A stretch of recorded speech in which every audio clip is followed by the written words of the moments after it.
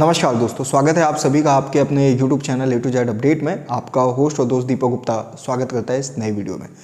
दोस्तों आज इस वीडियो में अगेन हम बात करने वाले हैं बाइक टैक्सी जॉब और इससे जुड़ी हुई कुछ गलत फहमियों के बारे में। कुछ अफवाहें हैं, कुछ डर हैं, कुछ नफरत फैलाई जा रही है। इसके पीछे का गुनहगार कौन है, कसूरवार कौन है, ये इस वीडियो का विषय नहीं है और ना ही हम इस बारे में बात करने वाले हैं। लेकिन आप तक सही जानकारी पहुंचाना वास्तविकता के साथ, इसके लिए कुछ रिसर्च लगती है, मेहनत लगती है, जिसमें हमें तथ्यों को खंगालना पड़ता है। काफ़ी सारी चीज़ें हैं जो कि मार्केट में चल रही हैं, उनको एनालिसिस करना पड़ता है। उसके बाद जाके फिर एक कंक्लूजन निकलता है और उसके बाद फिर मैं आपके साथ वीडियो के माध्यम से वो जानकारियाँ शेयर करता हूँ। इसके लिए काफ़ी मेहनत और काफ़ी प्रयास करना पड़ता है और आपको यदि हमारा प्रयास अच्छा लगता है तो प्लीज़ इस वीडियो को लाइक ज़रूर करें, क्योंकि नफ़रत और डर फैलाना बहुत ही आसान है। ये इसलिए आसान है क्योंकि यहाँ पे आपको कोई भी चीज़ जाननी परखनी नहीं पड़ती, बस आपने जो सुना उसको लोगों के साथ शेयर कर दिया। लेकिन इसका खामियाजा भुगतना उन लोगों को पड़ता है जो कि इस प्लेटफॉर्म से या उस चीज़ से जुड़े हुए होते हैं। काफ़ी सारे लोगों के मन में डर बैठ जाता है, काफ़ी सारे लोग निराश हो जाते हैं और निराशा और हताशा किसी के लिए भी पहुंचाना ये कोई अच्छी बात नहीं है। तो दोस्तों निराश मत होइए, एक आशा और उम्मीद के साथ आज इस वीडियो में मैं आपके सामने कुछ तथ्य ऐसे रखने वाला हूं जिससे कि आपको सही जानकारी आप तक पहुंचेगी। जिसमें सबसे बड़ी वजह जो है वो है बाइक टैक्सी का हाल ही में महाराष्ट्र सरकार द्वारा बैन कर देना। बाइक टैक्सी जॉब की बात करें यहाँ पे दोस्तों, तो यहाँ पे इंडिविजुअली रैपिडो कंपनी की बात नहीं कर रहा हूँ। बाइक टैक्सी में जॉब की सर्विसेज जितने भी प्लेटफॉर्म्स महाराष्ट्र सरकार में या महाराष्ट्र में अपनी दे रहे थे, उन सभी पर सरकार ने कड़ा रवैया अपनाते हुए उनको तात्कालिक रूप से इस सर्विस को बंद कर दिया है। ध्यान रहे मेरे शब्दों का कि बाइक टैक्सी की सर्विस को बंद कर दिया है। रैपिडो पे सबसे पहले जो है वो एक्शन लिया गया, उसके बाद ओला और उबर को भी नोटिस दिया गया और ओला और उबर ने अपने प्लेटफॉर्म से खुद ही बाइक टैक्सी सर्विस को, मतलब कि पुलिंग वाली सर्विस को, जिसमें किसी पैसेंजर को आप एक स्थान से पिक करके दूसरे स्थान तक ड्रॉप करते, उस सर्विस को बंद कर दिया गया है। अब यहाँ पे जो हेयरिंग है, कोर्ट में मामला चल रहा है, सुप्रीम कोर्ट में भी इसके लिए एप्लीकेशन दर्ज किया गया है।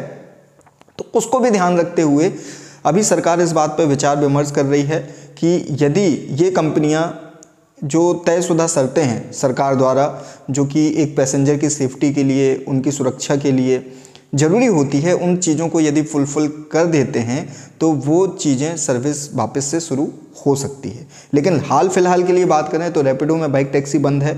उबर ने भी अपनी बाइक टैक्सी की जो सर्विस है ऐप से हटा दी है।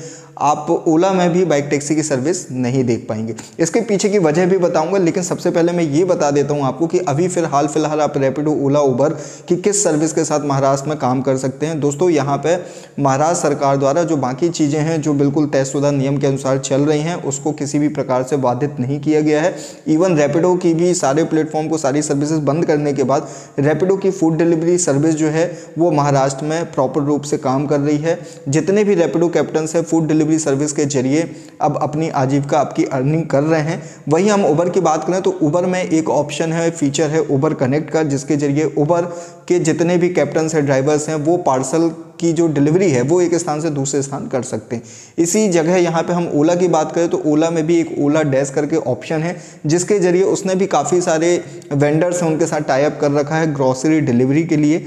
लेकिन ओला, उबर और रैपिडो में बाइक टैक्सी की किसी भी सर्विसेज को अभी अंजाम नहीं दिया जा रहा है। अब इसके पीछे की वजह है, लोग नफरत फैलाने के लिए किसी को भी दोषी बना सकते हैं, किसी को भी कहते हैं कि वहाँ पे जो ऑटो यूनियन वाले हैं उन्होंने इसके लिए अपील की है और शिकायत के कारण वहाँ पे चलती हुई राजनीति के जरिए ये काम बंद कर दिया गया है। ऐसा दोस्तों नहीं है। यहाँ पे सरकार ऑलरेडी जो है कुछ पैसेंजर्स जो हैं, कुछ जो क्लाइंट्स हैं, कस्टमर हैं, उनकी कंप्लेंट के अगेंस्ट पर यहाँ पे कार्रवाई की गई है।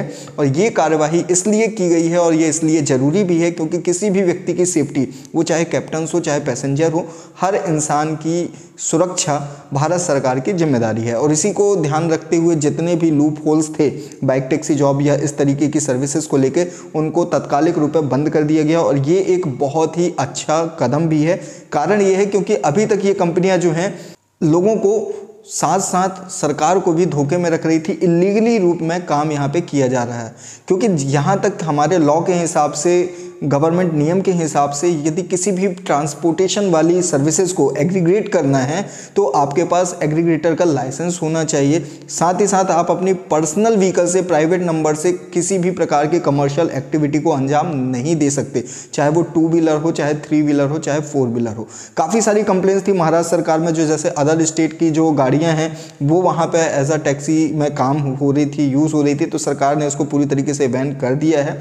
अब यदि आप आगे काम करना चाहते हैं, हाल फिलहाल यदि हम बाइक टैक्सी की बात करें तो बाइक टैक्सी अभी जिन भी स्टेट में चल रही है उनका फ्यूचर बहुत ज़्यादा सेफ नहीं है जब तक कि यदि वो बाइक टैक्सी परमिट नहीं ले लेते हैं। लेकिन हाई कोर्ट के आदेश के बाद, सुप्रीम कोर्ट के आदेश के बाद भी यहाँ पे ये चीज़ चर्चा का विषय बन गई है कि हर आरटीओ को बाइक टैक्सी परमिट के रिगार्डिंग एक अलग से डिपार्टमेंट बनाना होगा, जिसके जरिए कोई भी व्यक्ति बड़ी ही आसानी से अपनी बाइक को प्राइवेट नंबर से कमर्शियली करा सकता है। ये इस वीडियो में सबसे बड़ी गुड न्यूज़ है। यदि आप इसी काम को बिना डरे लॉन्ग टर्म तक करना चाहते हैं तो अब वो दिन दूर नहीं जब आसानी से आप बाइक टैक्सी परमिट, जैसे कि ऑनर ट्रांसफ़र कराते हैं उस तरीके से यदि आप जाएंगे बाइक टैक्सी परमिट के लिए, फॉर्म भरेंगे, अपील करेंगे, तो आपकी जो है प्रोसेस जो है बहुत जल्दी से अच्छे से हो जाएगी।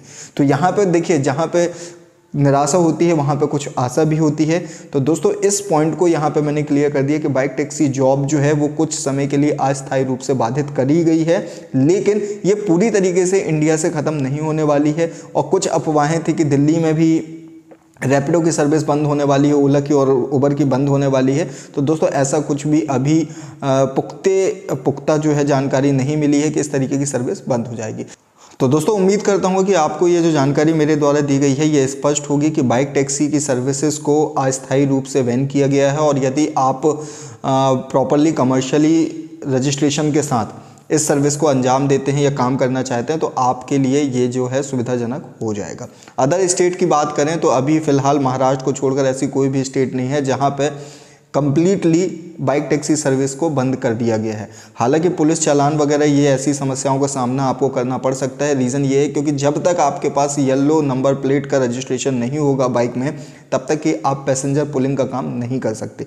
यहाँ पे पार्सल डिलीवरी की बात करें, फूड डिलीवरी की बात करें तो ये एसेंशियल सर्विसेज में आती हैं। इस वजह से आप अपनी प्राइवेट व्हीकल से भी इस चीज़ को आप कर सकते हैं। कमर्शियली लाइसेंस होने के बाद व्यक्ति का जो इंश्योरेंस कवर है वो भी काफ़ी हद तक बढ़ जाता है। इसी वजह से जब तक आप बाइक टैक्सी को अपना टैक्सी परमिट में कन्वर्ट नहीं कर लेते तब तक लीगली रूप से आप इस काम को बिना डरे नहीं कर सकते। तो दोस्तों इस चीज़ को ध्यान में रखते हुए कुछ चीज़ें और इसके साथ मैं जोड़ना चाहूँगा। यदि देखिए आप ज़्यादा प्रभावित हैं इस काम से, आपकी बाइक टैक्सी ही दिनचर्या थी, आप इससे फुल टाइम काम कर रहे थे और हाल फिलहाल जो आपको ऑप्शनल चीज़ें मिल रही हैं, ऑप्शनल सर्विसेज मिल रही हैं, जैसे कि फूड डिलीवरी हो गया, आपका पार्सल डिलीवरी हो गया, इसके साथ आप काम नहीं कर पा रहे हैं अच्छे से, नहीं अर्निंग हो रही है, तो मेरी रिक्वेस्ट है कि आप घबराएं नहीं, काम को मत छोड़े। इसके जो सिमिलर वे हैं आप उनको ज्वाइन कर लीजिए। आप जोमेटो ज्वाइन कर सकते हैं, स्विगी ज्वाइन कर सकते हैं, पोर्टर, बोर्जो, सेडोफैक्स, ऐसे बहुत सारे तमाम डिलीवरी ऑप्शंस अवेलेबल हैं आपके सिटी में, आपके शहर में,